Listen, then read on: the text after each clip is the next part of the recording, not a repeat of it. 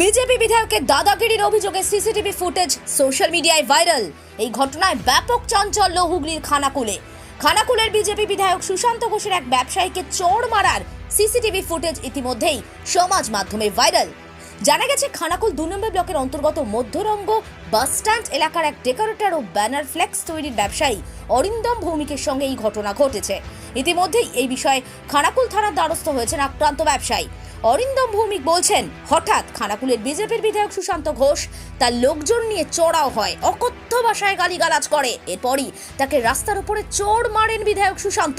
যদিও বিজেপির বিধায়ক সুশান্ত ঘোষের দাবি, আক্রান্তের পরিবারের একজন সদস্য পিএইচি কলের অপারেটর। তারা ইচ্ছাকৃতভাবে বেশ কয়েকদিন ধরে এলাকার কয়েকটি জায়গায় জল দিচ্ছিলেন না, সেই কারণে অসুবিধার মধ্যে পড়ছিলেন সেখানকার মহিলারা। তারা প্রতিবাদ করতে গেলে তাদেরকে অকথ্য ভাষায় গালিগালাজ করে অপমান করা হয়। অপমান করেন অরিন্দম ও তার পরিবার। তিনি প্রতিবাদ করতে গেছিলেন, তখন অরিন্দম তাকে গালিগালাজ করে। রাগের মাথায় ধস্তাধস্তিতে জড়িয়ে পড়েন তিনি। প্রশ্ন, তিনি বিধায়ক বলেই কি আইন নিজের হাতে তুলে নিচ্ছেন? নিন্দার ঝড় সোশ্যাল মিডিয়ায়।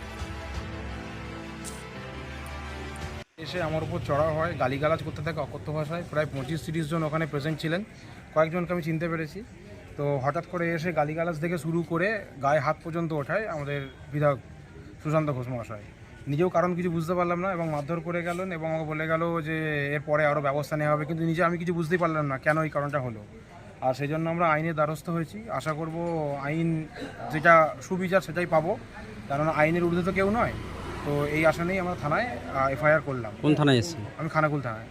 বিধায়ক বলছে কি পিএইচি কল নিয়ে একটা আমি বলতে পারবো না, আমি তো পিএইচির কেউ নয়। আচ্ছা, আমি সাধারণ একটা ব্যবসাদার, আমি সবারই কাজ করি, আমি সাধারণ ব্যবসাদার। পিএইচির কি হয়েছে না হয়েছে সেটা আমি জানি না, আর সেখানে পিএইচির সাথে আমার সম্পর্ক যাই বা কেন আসবে?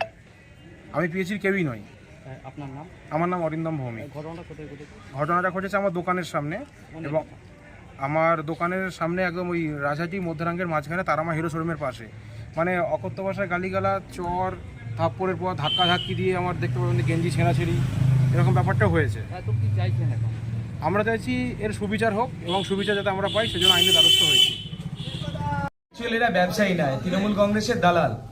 আর এই রাজহাটি যে পিএইচি আছে, এই পিএইচিটা এরাই পরিচালনা করে, অপারেটর এরাই। দীর্ঘ 7 দিন 8 দিন ধরে রাজহাটিতে জল দেওয়া হয়নি, ইচ্ছাকৃতভাবে জল বন্ধ রাখা হয়েছে।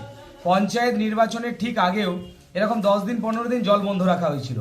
এই তীব্র গরমে গরিব মানুষরা যাবে কোথায়? কালকে মায়েরা বোনেরা ওদের কাছে এসেছিল, ওদের কাছে জানতে এসেছিল জলটা কেন দেওয়া হচ্ছে না। তাদেরকে অকথ্য ভাষায় ওরা গালিগালাজ করেছে, তাদের শ্লীলতাহানি করার চেষ্টা করেছে। তো এই হারামি তৃণমূল নেতাগুলোর কি করা উচিত? আমরা তো কিছুই করিনি, খুব তো সামান্য একটু ধস্তাধস্তি হয়েছে বা হাতটা তুলেছিলাম, তাও মারিনি ওকে। কিন্তু যেভাবে তৃণমূল কংগ্রেস বলার চেষ্টা করছে, আসলে মায়েদের বোনেদের ইজ্জত যেখানে হানি করার চেষ্টা করছে, মায়েদের বোনেদের ওপরে উল্টোপাল্টা ভাষায় গালিগালাজ করছে যারা, এরা কোনোদিন ভালো মানুষ না। এদের বিরুদ্ধে প্রতিবাদ করতে হবে, প্রতিবাদ সবাই মিলে সংঘবদ্ধভাবে প্রতিবাদ করতে হবে। সামান্য জল চাইতে গেলে এরা গালিগালাজ করে, জল চাইতে গেলে ইজ্জত হানি করার চেষ্টা করে। তো এদের কি ধরনের এদের সাথে ব্যবহার করা উচিত?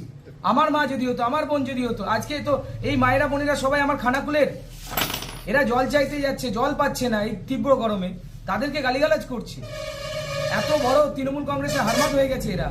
মায়েরা বোনেরা জল চাইতে গেলে হারমাতগিরি করতে হয়, তাদের সাথে অত্যাচার করতে হয়। সারা খানাকুল জুড়ে এরকম করছে। যেখানে যেখানে পিএইচির সব প্রকল্প হয়েছিল বিগত দিনে, সব অপারেটর তৃণমূল কংগ্রেসের নেতারা রয়েছে, তারা ইচ্ছাকৃতভাবে সব জায়গায় জল বন্ধ করছে। আর যেহেতু বিজেপির পঞ্চায়েত সমিতি রয়েছে, তাদের ঘাড়ে দোষ চাপাচ্ছে, বলছে যে বিজেপিকে ভোট দিয়েছো তাই জল বন্ধ করে দেওয়া হয়েছে। কেন হবে এরকম? কিন্তু তিনি বলছেন যে তিনি পিএইচির সাথে যুক্তই নন।